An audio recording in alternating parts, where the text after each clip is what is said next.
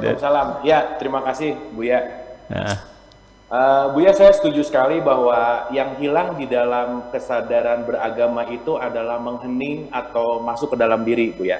iya. Karena ketika sekarang kita rajin berritual, tapi kita tidak pernah menghening, karena yang paling penting, betul banget Buya, karena saya pernah mendapatkan satu pelajaran bahwa mungkin yang sekarang lagi trending itu namanya adalah meditasi gitu misalnya. Iya.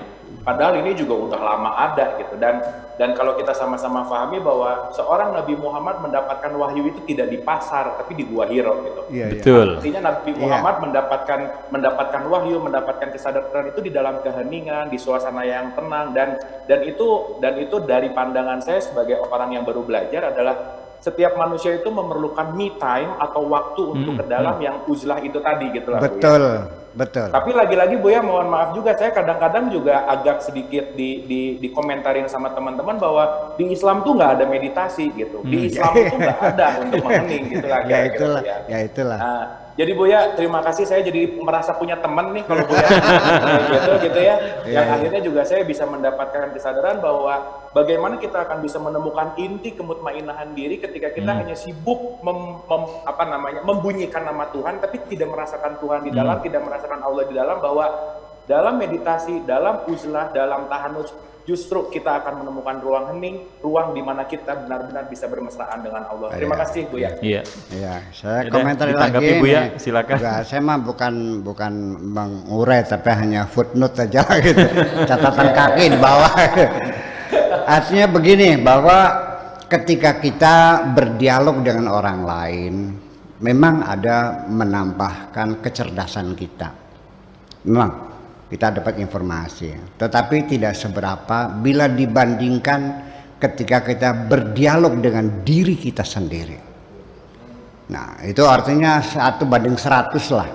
Kalau Anda berdialog dengan orang lain dapat 1 langkah, tapi dialog dengan diri sendiri Anda bisa menempuh 100 langkah.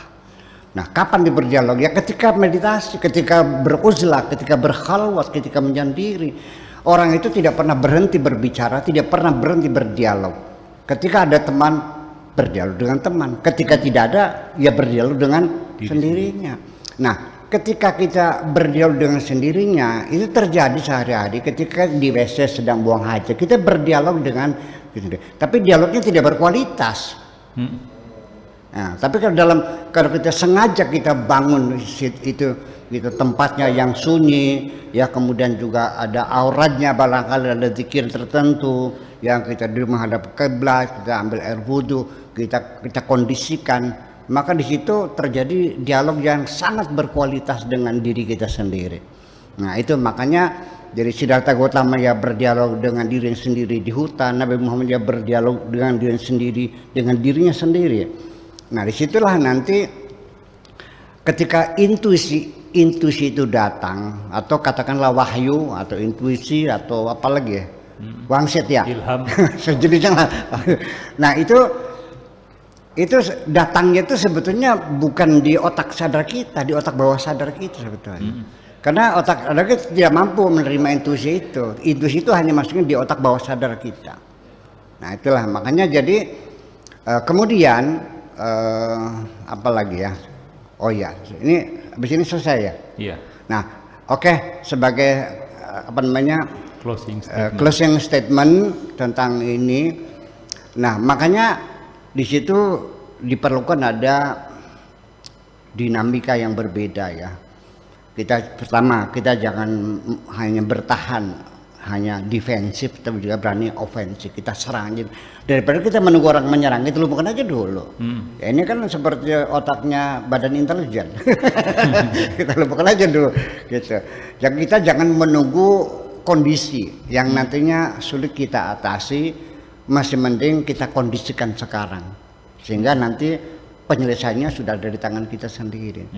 Nah, nanti tentang bagaimana cara kerja nafsu, cara kerja setan, iblis itu nanti bisa kita gali di kesempatan yang lain. Nah, akan tetapi begini, kenapa nafsu-nafsu itu perlu kita bimbing terus? Sebab kalau tidak, nanti kita akan kehilangan sensitivitas. Dan lalu akhirnya kita merasa puas dengan kondisi yang kita ini. Sehingga banyak orang yang belum benar sudah ngerasa benar. Banyak orang pintar sudah ngerasa pintar. Akhirnya tukang ngisi rapot orang.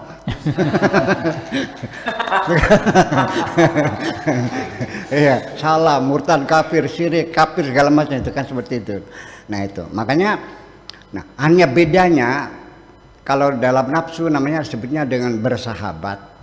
Kalau dengan virus atau bakteri itu namanya apa? Adaptasi. Ya. Orang kalau sudah terlalu banyak berbuat jahat, sudah kulina bersahabat, dia sudah tidak lagi merasakan berdosa. Nah ini merupakan the turning point yang paling berbahaya, dan itu adalah strategi setan. Bukan hanya menggoda kita berbuat jahat, tapi kalau kita sadar salah masih belum berhasil setan akan berhasil kerjanya ketika membuat diri kita sudah tidak sadar lagi melakukan kejahatan. Setelah itu kita akan dikursuskan lagi oleh setan ya untuk dapat S2 itu sampai bagaimana kita merasa bangga dengan dosa-dosa kita. Iya. Dan setelah itu terjadi persekutuan dengan setan. Nanti terjadi serah terima dengan setan, kita mengajak orang berbuat jahat. Ya, setan tinggal sedekap saja menunggu kita sudah jadi setan. Sampai seperti itu nanti kita perpanjang, nanti kita bahas pada sendiri. Nah, kemudian pada virus corona juga sama. Ini ada dugaan bahwa imunitas itu juga ada bagian yang perlu kita perhatikan ya dengan adaptasi. Kemampuan beradaptasi ini ada pada diri kita dan itu nikmat Allah juga. Nah, ketika kita beradaptasi akan berbeda. Ketika adaptasi terhadap aroma ya yang biasa disalap hidung kita, itu prosesnya cepat sekali. 5 menit sudah beradaptasi. Kita masuk WC bau pesing, kita nggak usah marah, duduk aja. 5 menit kemudian hidung kita sudah tidak merasakan pesing lagi karena adaptasi. Tetapi kalau adaptasi telinga, kita pindah ke rumahnya di pinggir jalan Pantura yang 24 jam kendaraan ramai, kita mungkin sebulan nggak bisa tidur. Kesananya beradaptasi nggak? Adaptasi. Sudah tidak terganggu lagi. Nah maka virus-virus juga, ini pertanyaan Pak Sambodo di HP saya. Apakah mungkin bisa disebut dengan herd immunity yang lagi itu herd immunity itu yang dipraktekkan di Swedia sekarang. Ya, kita tidak meyakini itu sebagai solusi untuk menangani virus-virus itu. Sebab kalau sebetulnya setan itu virus-virus juga sebetulnya, lebih iya yang tidak kelihatan. Artinya mana herd immunity ini, Pak Sambodo? Ini saya tidak meyakini dan saya kira nggak mungkin seperti itu. Herd immunity itu adalah kekebalan komunitas. Jadi ketika orang-orang yang terserang virus corona itu bersama-sama, nanti akan menciptakan kekebalan tubuh mereka terhadap virus corona. Ini teorinya iya betul teorinya, tapi namanya membunuh orang begini nih. Dan berapa persen keberhasilannya itu saya kira yang mati mungkin ribuan orang, yang betul-betul kebal corona paling 5 orang. Jadi saya kira ya jangan pakai herd immunity dong, tolong negara kita supaya selamatkan, jangan manusia dikorbankan. Kita aja. Terima kasih.